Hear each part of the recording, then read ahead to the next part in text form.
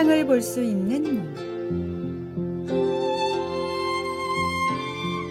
조이는 친척인 샌디가 알코올 중독과 정신 건강 문제로 오랜 시간 고통받고 있다는 사실에 깊이 염려하고 있었습니다.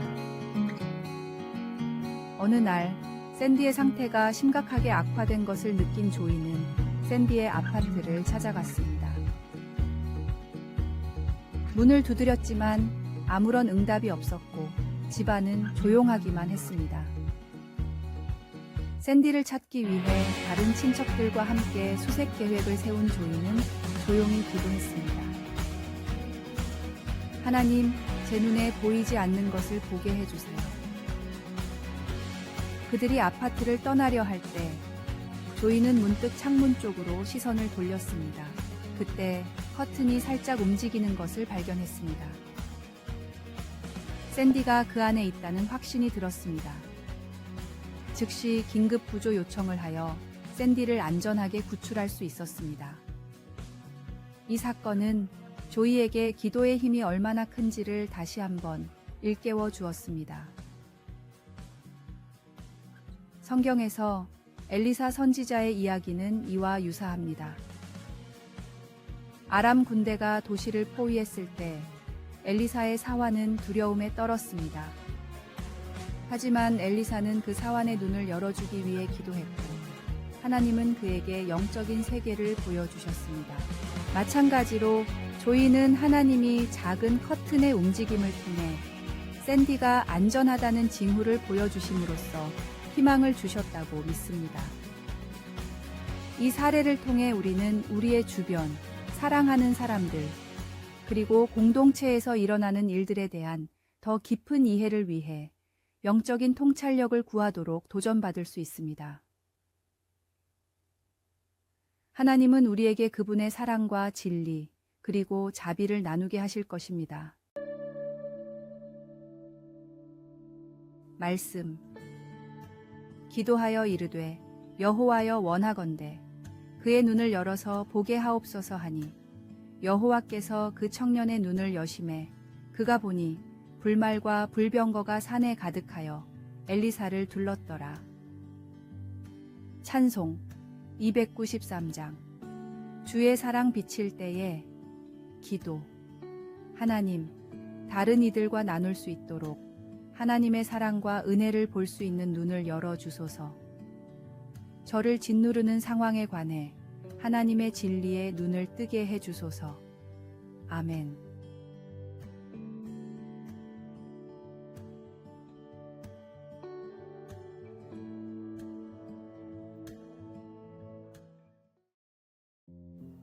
(6월 11일) 화요일. 홀로 나아오라. 프랑스의 목회자 프랑소와 페넬롬은 궁전에서 예배를 인도했습니다. 주일마다 예배당은 귀족들로 가득 차 있었지만 페넬롬이 보기에는 진정으로 예배를 드리는 사람은 한 명도 없는 것 같았습니다. 페넬롬은 귀족들이 교회에 오는 이유가 루이 14세에게 아부하기 위해서라고 생각해 어느 날 주일을 앞두고 귀족들에게 다음과 같은 편지를 보냈습니다. 이번 주일 예배는 루이 14세 전하가 참석하지 않습니다. 주일이 되고 루이 14세가 예배를 드리러 교회에 들어서자 예배당이 비어 있었습니다. 당황한 루이 14세에게 페넬롱이 말했습니다. 폐하께서 오늘 예배에 오지 않는다고 편지를 돌렸습니다. 지금 이 자리에 나오지 않은 사람들은 예배가 아닌 폐하께 아부하러 나온 사람들임을 기억해 주시길 바랍니다. 아무도 예배하지 않는 곳에서 예배하고 진심 어린 찬양을 드리는 것이 진정한 예배입니다. 하나님께 드리는 예배는 오직 하나님만을 바라보려고 노력해야 합니다. 하나님을 예배하는 자리에서 중심을 잃지 않고 항상 진심을 드리는 참된 예배자로 바로 서십시오. 말씀. 사람에게 보이려고 그들 앞에서 너희 의를 행하지 않도록 주의하라. 그리하지 아니하면 하늘에 계신 너희 아버지께 상을 받지 못하느니라. 찬송 47장 하늘이 푸르고 오늘의 만나 주님의 은혜를 구하고 그 은혜에 반응하는 예배가 되게 하소서. 내가 예배를 드리는 목적이 무엇인지 한번 돌아봅시다.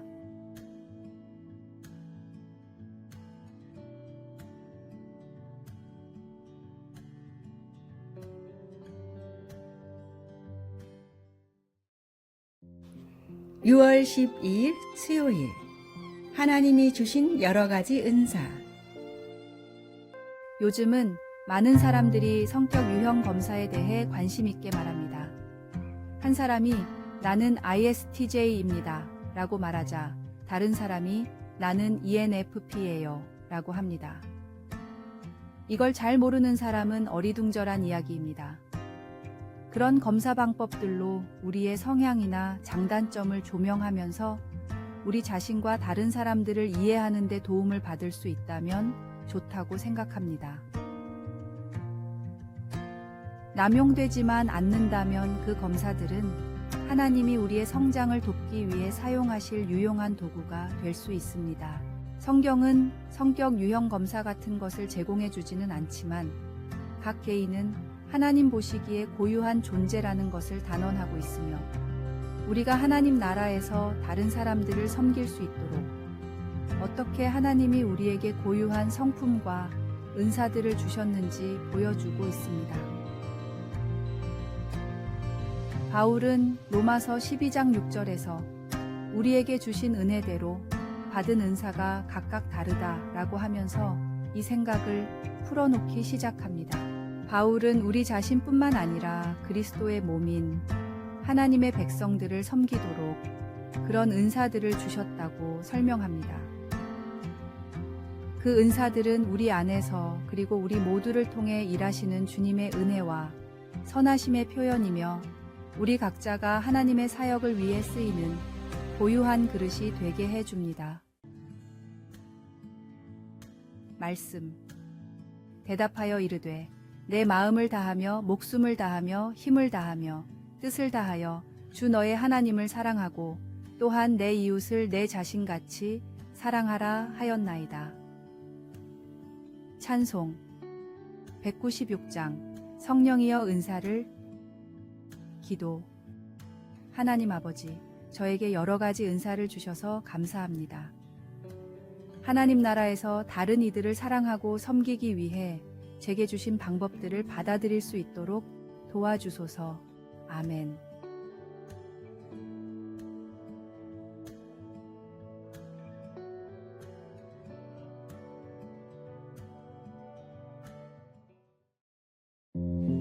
(6월 13일) 목요일 사랑하는 능력.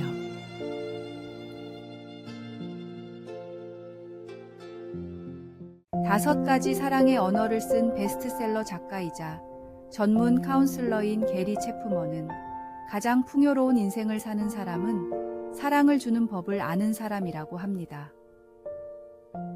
다른 사람을 사랑하는 사람은 개인의 잠재력을 키워주면서 세상을 더 아름답게 만드는 아주 중요한 역할을 담당하기 때문입니다. 다음은 사랑할 줄 아는 사람이 가지고 있는 7가지 자질입니다. 첫 번째, 다른 사람을 먼저 생각하는 친절한 사람. 두 번째, 다른 사람의 불완전함을 받아들이고 인내하는 사람. 세 번째, 분노에 사로잡히지 않고 용서하는 사람. 네 번째, 격에 없이 호의를 베풀 수 있는 사람. 다섯 번째, 다른 사람을 높일 수 있는 겸손한 사람. 여섯 번째, 자신에게 엄격하고 타인에게는 관대한 사람. 일곱 번째, 거짓 없는 정직함으로 솔직하게 자신을 드러내는 사람. 받는 것보다 주는 것이 더욱 복되다는 성경 말씀처럼 사랑도 베풀 줄 아는 사람이 더욱 행복합니다. 주님께서 생명을 주시면서까지 우리에게 베푸신 사랑을 본받아 사랑을 주는 사람이 되어 성령의 귀한 열매를 맺는 삶으로 풍성한 사랑을 베풀며 살아가십시오. 말씀. 오직 성령의 열매는 사랑과 희락과 화평과 오래 참음과 자비와 양선과 충성과 온유와 절제니 이 같은 것을 금지할 법이 없느니라. 찬송 561장.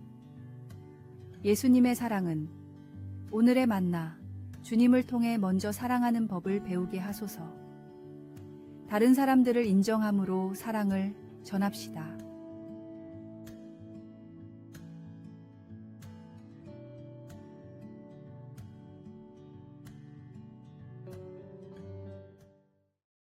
(6월 14일) 금요일 사랑의 순종.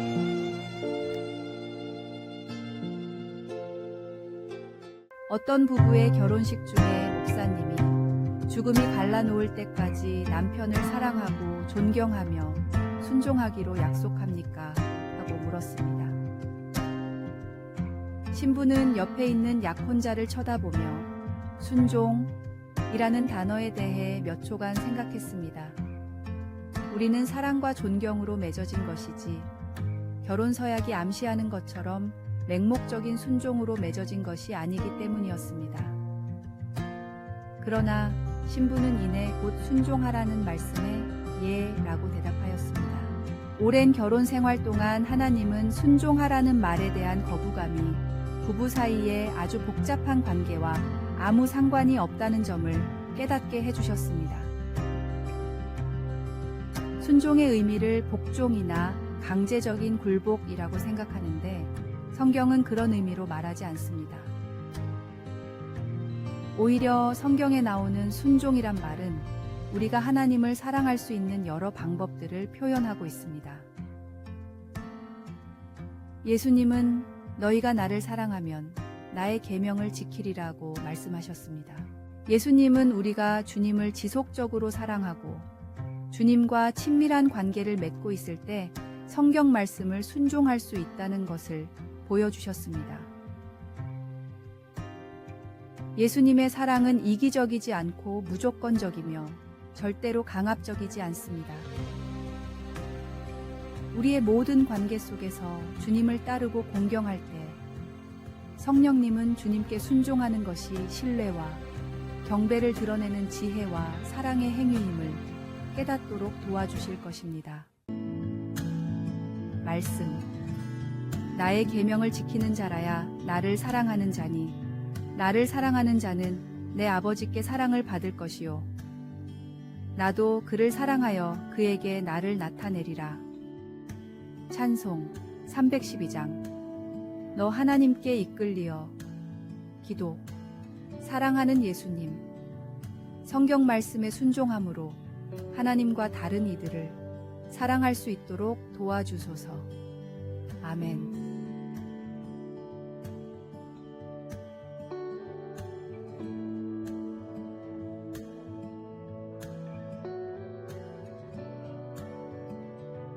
아래에 빨간색 글자 구독을 누르시어 더 많은 전도의 열매를 맺으시기를 기도합니다.